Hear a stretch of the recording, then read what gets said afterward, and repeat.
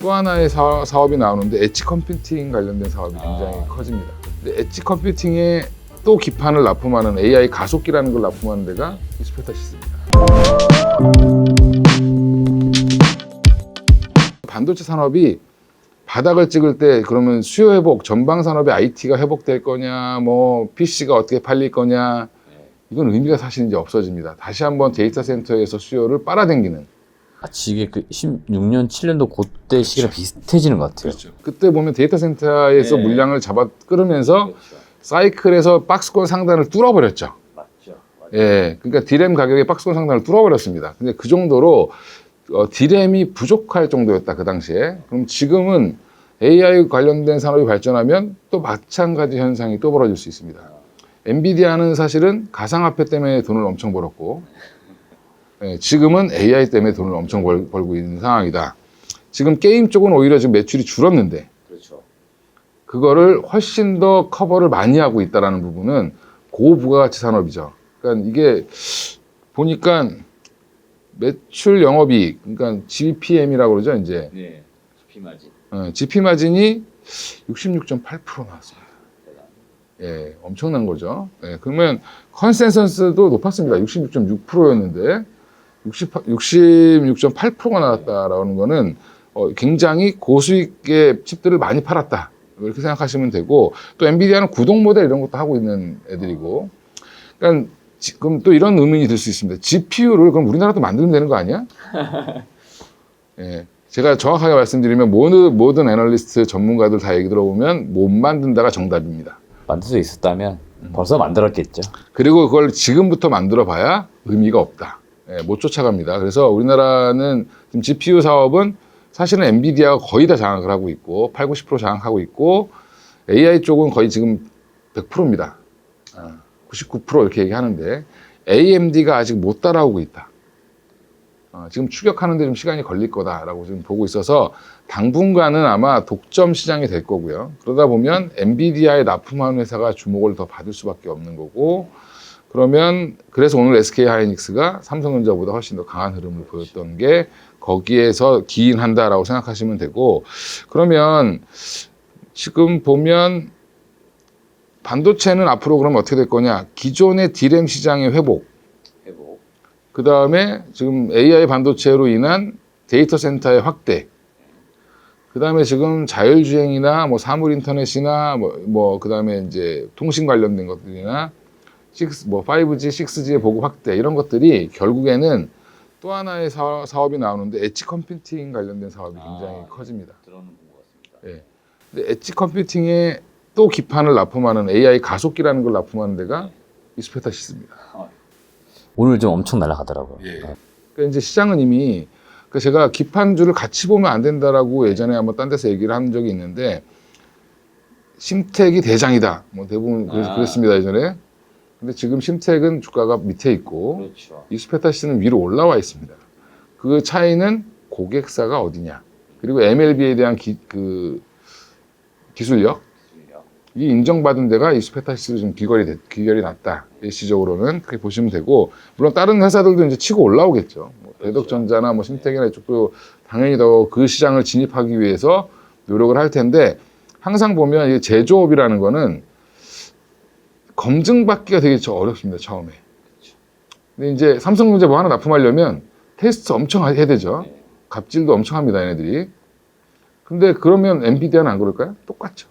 그렇죠. 예, 제 친구가 애플에 납품하는 회사를 운영하는 친구가 있는데, 사실은 텐센 저기 어디냐, 애플의 공장이 어디죠? 팍스콘. 네.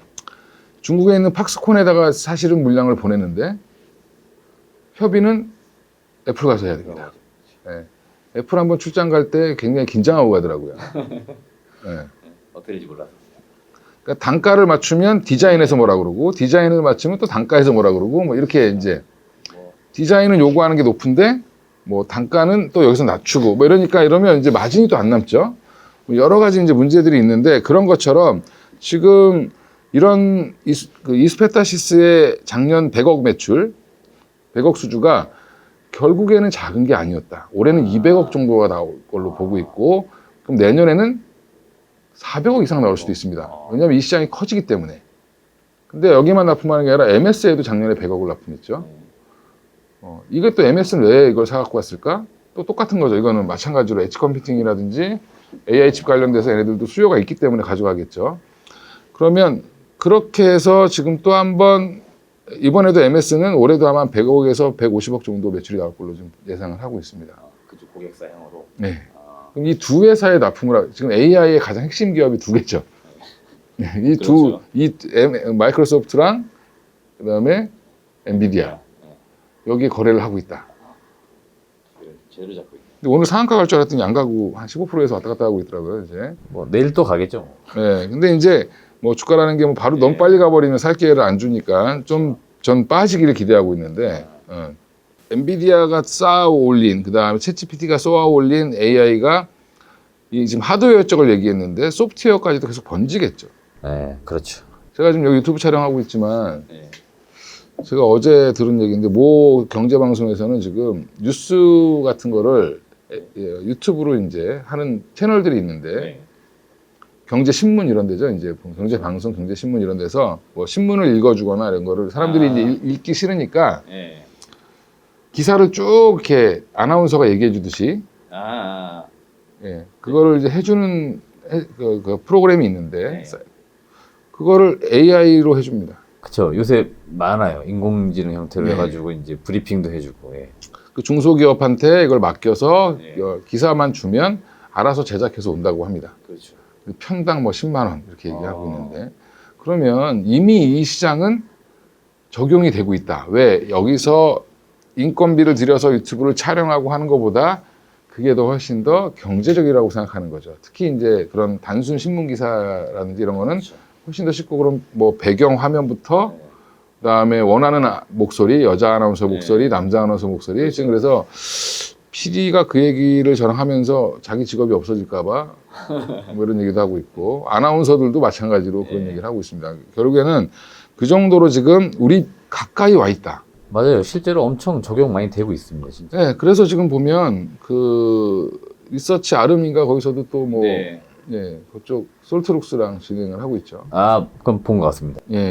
거기도 마찬가지로 리포트를 써서 유튜브에 올리려고 하는데 이렇게 이제 뭐 대표처럼 뛰어난 사람이 없으면 어떻게 해야 돼요? 그냥 거기다 맡겨야 됩니다. 그냥 그런 식으로 좀 가고 있다라고 보시면 되고 벌써 피부 가까이 우리 근처까지 많이 와 있다. 그러면 이런 회사들은 뭘 쓸까요? 소프트웨어 회사들도 결국에는 서버를 계속 늘려야 될 거고 사용자가 많아지면 데이터 센터를 더 키워야죠. 이제 작은 기업들은 뭐 자체 구축이 힘드니까 뭐 외주 이제 많이 써야겠죠. 네. 외주를 쓰거나 누군가 이제 대여를 해주거나 그런 것들은 주로 대기업이 투자를 하거나 이렇게 될 겁니다. 그러면 우리한테 돈 받아서 나눠 먹게 하는 거죠. 이런 산업이 계속 커질 텐데 그렇게 되면 결국에는 중장기적으로 반도체는 지금 이제 다시 한번 새로운 성장 모델을 찾았다. 예전에 스마트폰이 다시 보급되면서 반도체가 죽었다가 PC가 시장이 죽으면서 반도체가 한동안 되게 침체였다가 스마트폰이 개화되기 시작하면서 그 전에 이제 퓨처폰 같은 경우는 그닥 반도체가 중요하지 않았고 스마트폰이 보급되면서 아마 저희가 생각하기에는 갤럭시 3 정도, S3 정도부터 난리가 났었습니다. 그때 폭발했죠, 사실. 그때 뭐 스마트폰 관련주들이 폭발하기도 했지만 사실은 반도체도 그때 호황을 맞기 시작했죠. AP라고 해서 그게 이제 어떻게 보면 중앙 처리 장치죠. 그 안에 휴대폰에 그게 이제 뭐 엑시노스도 개발하고 뭐 누구 거 쓰냐, 애플은 이제 자기 거 설계하고 그 한참 논란이었습니다. 그게 이제 그 시장이 어느 정도 이제 다 정체기에 와 있는 상황이고 새로운 게 다시 등장을 했다. 그건 사실은 저는 되게 긍정적으로 보시면 되고 그러면 이 안에서 당장 뭐 봐야 되냐? 아까 이제 계속 이스페타시스 계속 얘기했습니다. 그럼 이거를 지금 소부장에서는 이스페타시스가 좋다는 걸 알 것 같습니다. 그죠. 기본적으로 그럼 얘를 언제 사야 되냐? 그건 알아서 사셔야 될 것 같습니다. 지금은 제가 어떻게 가격 전략을 얘기하기가 그런 건 뭐 의미 없습니다. 그냥 보고 계시다가 좀 빠진다. 그러면 얘는 거래하고 있지. 그것만 확인하고 사시면 됩니다. 그렇죠. 여기 지금 이 영상에서 사실은 이 회사가 어떻게 지금 사업이 되고 있고 누구와 관계가 형성되고 있다는 거 이거 되게 중요한 내용들이니까 그것만 사실은 공부 차원에서 습득하시면 되는 거죠.